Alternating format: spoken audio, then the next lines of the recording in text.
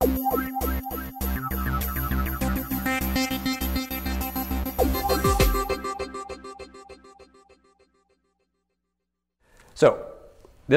we're out here on the west, just a little south of Vancouver, just so you know where we are, southern Vancouver. We have an area of 25 cities with parts of 3 counties in there. These are the major cities in that area. Portland being the largest, it's about 500 and some thousand people. So it's about a quarter of the region's population in the city of Portland, but obviously it's a much bigger region than that. We do have to the north, there's a big river there, that's the Columbia River. To the north is Vancouver, USA. And Vancouver, USA has about 400,000 people there. That adds to the fun there because we have a state boundary. We have almost civil war sometimes between each side calling another's names, but we try to coordinate, we talk to each other, we have intergovernmental discussions, but there are no regulatory authority. So that adds a little bit to it because they have a whole different land use planning scheme and everything else than we do. But the 1.7 million people south of the river within this yellow boundary, which is the urban growth boundary, is my district, my government's district. We have 6 directly elected councilors by district. I represent the northern half of the city of Portland, about 300,000 people, but each of us represents about that many people. And then we have 1 directly elected regional president who presides over the council and has a few other duties besides voting on the council. But again, it's a directly elected regional government. It is the only one in the United States that exists today. This just shows you where the districts are broken out.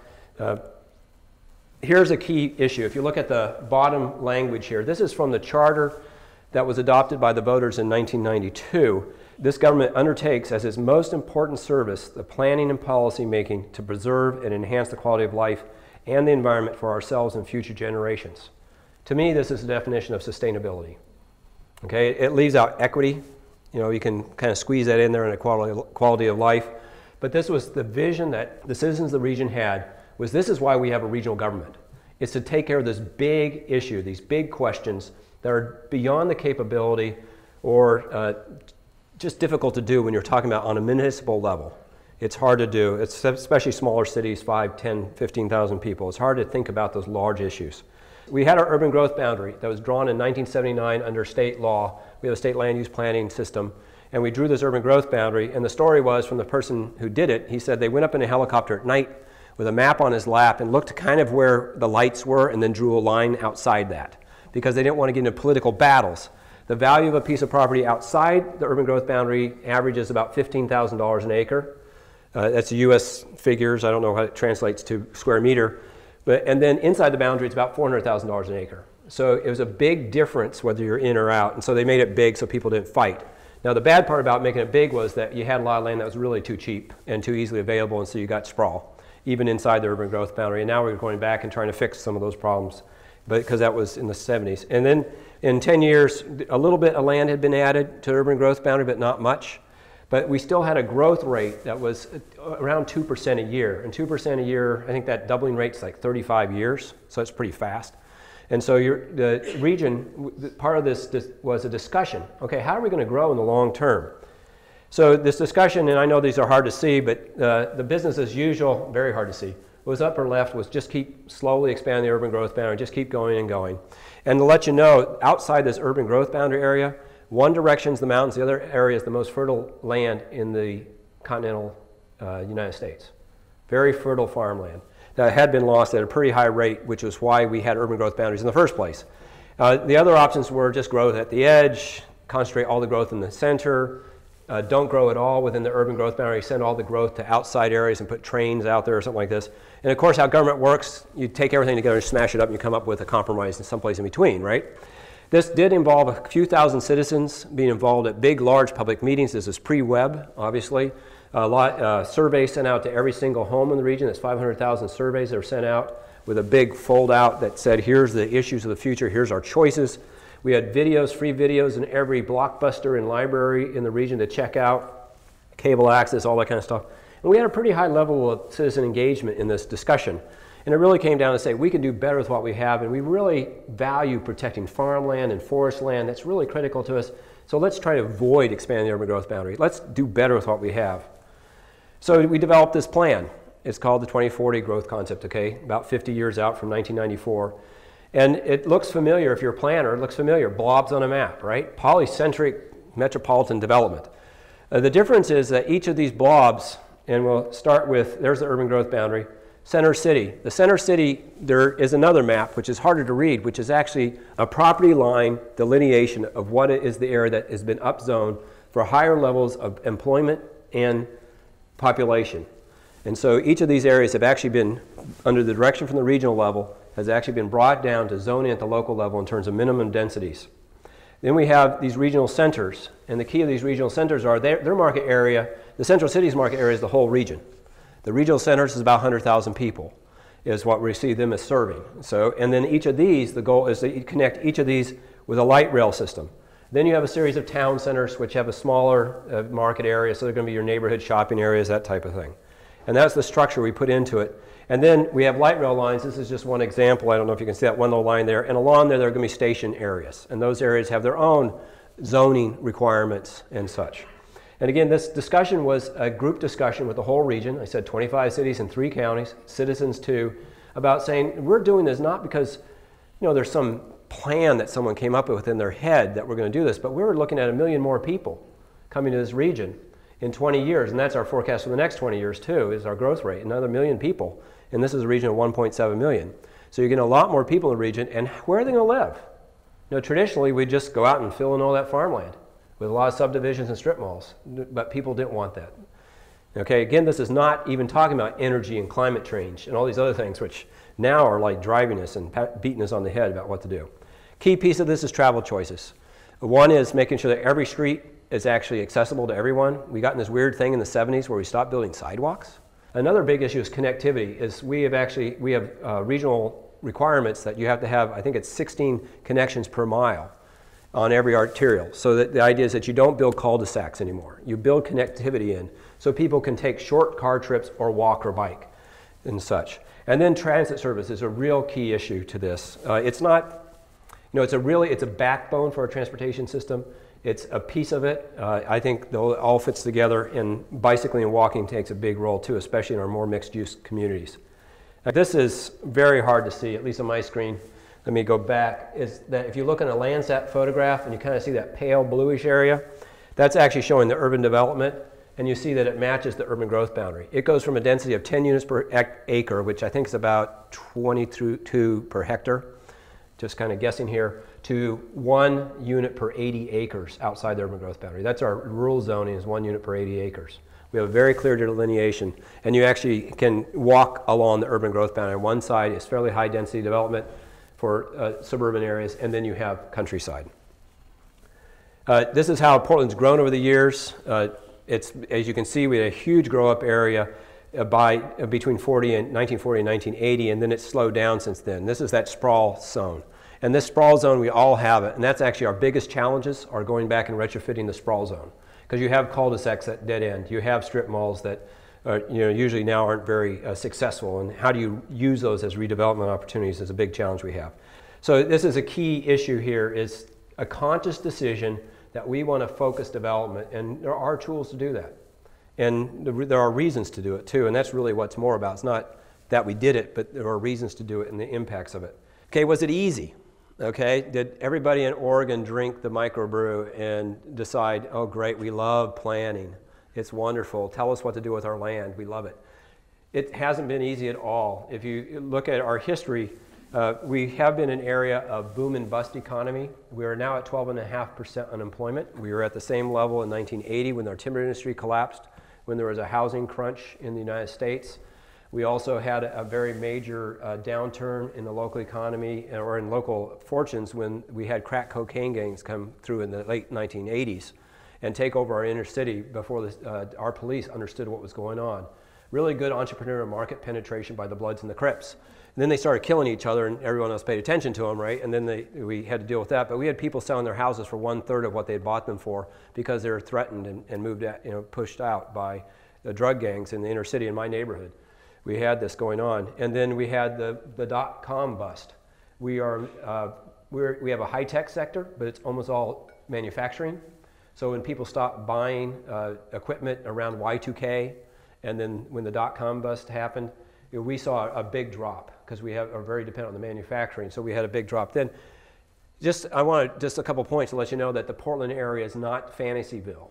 It's an area that is out on the edge. It's a smaller metropolitan area. It doesn't have a lot of natural advantages in terms of location or in terms of resources, but it's had this shared vision for a long time that we want to go a certain direction. Metro and our 50-year plan is just the latest iteration of that. There's been a lot before that about how to preserve the central city, how to get people to move in there, to make sure it stays a vital, vibrant place. And there's been a long-term commitment to that. But it's been also opposed. We've had a number of property rights measures. We are a state that allows citizen initiatives. You get enough signatures, you can put anything you want on the ballot. And we've had 2 property rights measures that have passed. One was luckily declared unconstitutional, and the second one was actually only overturned with another referendum put on by the legislature that reduced its impact. But both of them were to say the government has no right to tell us what to do with our land anywhere, anytime. One of our former governors was famous for saying this, that there are 2 things that Oregonians hate, and this might be familiar. They hate sprawl and density. You hear that, anybody? I hate that sprawl stuff, but don't put that house next to my house. Oh, I can't stand it if you put a duplex next to me. Oh my God, the world will end. So what's some of the things that happen? One is that we're now seeing a lot more compact urban development that is supported by transit. So there's a couple different areas I'm going to talk about. One is the kind of development that occurs when you have good transit in place and the policies that promote development. Okay, so we have the development going on in the city, and this is stuff, and I want to say this because these things are all built now. These are pictures of them in plans, but these have all been built. In a city like Portland that saw a losing population for most of the 60s, 70s, and 80s, the city itself, and the region actually lost population during the 80s, during the downturn, to have this kind of reinvestment and development in our inner city is pretty amazing. And this is stuff right in the middle of the city, so this is pretty high density stuff. And then we have an area that's a new area. This is we call it our Vancouver wannabe area. We're actually looking at, can we do some of the point towers that Vancouver, BC has done? And this is all revolves around, on your left of your screen is Oregon Health Sciences University. It's a major research university. So this is a brand new residential area in the heart of the city. Now this scares some people, but the key thing is here is what is the appropriate level of development in each location. This is again the center city. Center city, very high density, very high intensity, and definitely wanted by the city of Portland because it brings people in the city and keeps it alive and supports all your other functions that are downtown. Now another way to think about things is flip it. Instead of transit-oriented development, bringing your development to your transit site is saying, can we use transit to leverage development? And it's important to think about transit, especially fixed guideway, as an economic development tool and a development tool. The first modern streetcar in the United States was put in place by the city of Portland, I think 4 or 5 years ago, maybe 6 years ago now, and we're slowly expanding the network of streetcar. And the streetcar is different than light rail. It's not for commuting. It's fairly slow. It goes with the traffic. It is a circulator, so you cannot own a car. Actually, in this area of town, the required parking ratio is 0 per unit for housing units. And there's been about 15,000 housing units built there. Okay? You can buy a parking space, but it's a condoized. So, okay, you got 15,000 extra dollars, yeah, go buy yourself a parking space. But it's not required to live there, and we have a high number of people who don't own no vehicles in this part of town. Outside New York City, I don't know where that happens. But part of it is by having this really good transportation system. And what we've seen is the results have been of this is that you're seeing the level of development is much higher along this route, and it's something like 90% of FAR, floor area ratio. So if you have an allowed development rate of a certain amount in this right along the line, it's about 90%. You go 3 blocks off, it's about 50%. So the development and the market is there because of having a streetcar there. I mentioned about how we drive less. Here's the facts. This is similar cities in the United States. These are their VMT per capita lines. They go up and down because of local economic activity. The general trend in the whole country is up. Portland is the big fat purple line on the bottom. And you can see here that we peaked in the mid-90s and have been dropping constantly since then. And this is a continuing phenomenon that we're seeing a drop in car use. And again, that translates into dollars and cents, both to the individuals, but also you don't have to invest so much in the road service. This is just a slide to show that our transit service has grown, use has grown at a much faster level than our population. at a much faster level than our investment. And the service hours that you see here gone 37%, ridership 58%. This trend, unfortunately, the slide's a little old.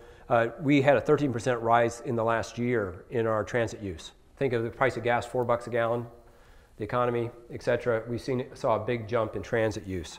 And actually that's a difficulty because we have many areas that we don't have well served yet, and I'll show you the map of the transit lines. Here's some of the piece about our growth around light rail stations. A key piece about light rail. We've done a number of different light rails. Some have been in existing areas, and then you have to go and do infill and try to find opportunity sites.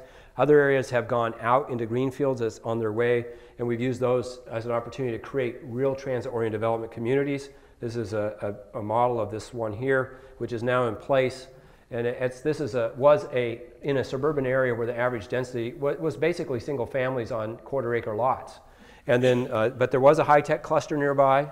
Intel's one of our major employers. And so now you have here 4-story mixed-use buildings in this area. And now it's been surrounded with a lot of commercial and residential development that required no subsidy because the market was there. This created a market, and it's filled in as a major transit-oriented area. Here's a bunch of smaller projects, transit-oriented developments, what TOD stands for. We have a small investment program, a couple $1 million a year that we invest. It's a 5 to 10% of the project value, and it's to push the market a bit. So when there's a product that we'd like to see, because it's near a station, we'd like to have a little higher density, or maybe mixed use. The idea, can we invest a little bit of money in it to pay for that the cost penalty of doing a mixed use, for example, which means you have to separate the retail from the residential, or you provide podium parking. And so we put a little bit of money in those to help push the market a bit. The idea is to get the market rents up, the market prices up enough, so the private sector will follow. It hasn't worked everywhere. Some places just aren't ready. Some other ones are run away. The market was ready, and we invested in it to get it going, and it took off. So it's a small amount of money can get you there. This is part of our analysis work, though. We look at things and say the red dots here are lands that are either vacant or underutilized. We look at a ratio of the value of the improvement versus the value of the land, and we can do that through our geographic information system and actually say, well, here's a lot of areas where you could probably get a lot more development because the land is ready to redevelop. And then the blue little dots or squares in there are areas where if you had an urban renewal, which is a tax increment financing program, you could actually incent some more development too. So it's looking, can we get more activity going on inside? We're updating our transportation plan to meet with that. Okay, I want to show you this piece here, because this is the issue. The first line is this, if you look here on the going to the right, is from the downtown area. It's called Banfield Light Rail, but it goes to the east of the community. It goes to a small town that at one time was a farm service town, about 4,000 in the 1960s. Today it's 110,000 or so. City there, and it was at the time mostly just a residential suburban community. And this line that was put in was called Mayor Goldschmidt's toy train. And to be honest, it was a toy train to begin with. You know, it's a full light rail and everything else, but it went from one point to one other point, and it really didn't work for people. And so the numbers were, yeah, they met projections, but the projections were modest, and it didn't really have much impact. The second line took 12 years later, and this is part of the story, is this agreement that we're going to do this piece by piece and connect the whole region. And that went to the west. So we had then an east-west spine. Okay, then it becomes a little bit more effective. You can get from one place to another much easier. We added the airport light rail. It was actually a public-private partnership. It was a property development deal with Bechtel Incorporated to do some land development, and then they built the light rail line for us. And then we added, going north, the purple line. We actually opened in October. This purple dash line is now a commuter line that goes to the southern part. It runs morning and evenings. We are going to open this fall, this green line here, which actually includes some work in the downtown that connects the university better to the light rail system. We have this blue line here that just came down as a proposed streetcar that would be a higher speed streetcar than a slow speed one connecting these two communities. It's not quite the ridership for light rail, so we're looking at streetcar as an option. We are looking at doing a loop into the other state as part of a replacement of a major interstate highway bridge there. And then we have this purple line is actually in planning right now to go down to the south. So as you see, we're building that framework using rail, fixed guideways, for two reasons. I'll repeat that again. One is to move people, get them off the roads. And at rush hour, these facilities in the main corridors carry 30% of the traffic. That's 2 freeway lanes you'd have to add to replace that capacity. Okay, you're not going to get any more freeway lanes in the city. It's, you know, we're built up, it's finished. And so you got to do it other ways. The other reason is urban development, that these incent development. Now you see ads all the time as apartment near max. And the prices, the commercial realtors say the value of property near max for employment development, industrial development is much higher. Again, it's access to people. The economy of the future is people. That's our major input now, right? You need to have talented people who can do your work. They need to be skilled, and you want to have access to a large market area for your people. With increasing traffic congestion, that shrinks your market area. Transit gets you past that traffic congestion. So these are the plans we're doing. I want to, though, emphasize that this isn't the be-all and end-all. Okay, this is the skeleton and the framework for things that really depends on. Half of our transit trips, 55% of the transit trips, occur on what we call frequent bus lines. We have 16 frequent bus lines every 15 minutes at least, 7 days a week, into the evenings, and those are really really carry, as I said, half the transit users in our region. They connect to these light rail lines. They feed into areas that the light rail lines don't feed into yet, and that's a real critical component too. So you can't forget the bus lines. They need to fit into it. We also do, and this is my last slide, we also, and I do this because I started the bicycle advocacy group in my organization, that's how I got into politics, is that we've been making steady investments in this bicycle system, and like the transit system, it is starting to reach a critical mass where there's enough system there that you can just turn from one road to another and you know you're going to have a bike facility and it's safe. And we've seen a double-digit increase each of the last 3 years in our region as we add in these bike lanes. Right now we're at 8% work commute share in the city of Portland. Regionally it's 2.5 or something like that. We have a lot, I said, longer distant areas. But people use the transit system. We have a fully accessible transit system that you can carry bikes on the train or on the buses. And so we're seeing this growing rate. Every year it's going up higher and higher and higher. And we've done, in the city of Portland, the auditor actually does a survey of people. And in the inner parts of the city, 28% of the people say that the bicycle is either their primary or secondary commute option. That just means in the wintertime they stop riding because it's miserable and dark and rains all the time. But it is growing as an option too. It is a key piece of that as well. And I just wanted to point that out. I very much appreciate the opportunity to come out here. Come visit us in Portland, spend your money. It won't go as far this year as it did a couple years ago, but you know, come and enjoy it. And thanks for the opportunity to speak to you about my city.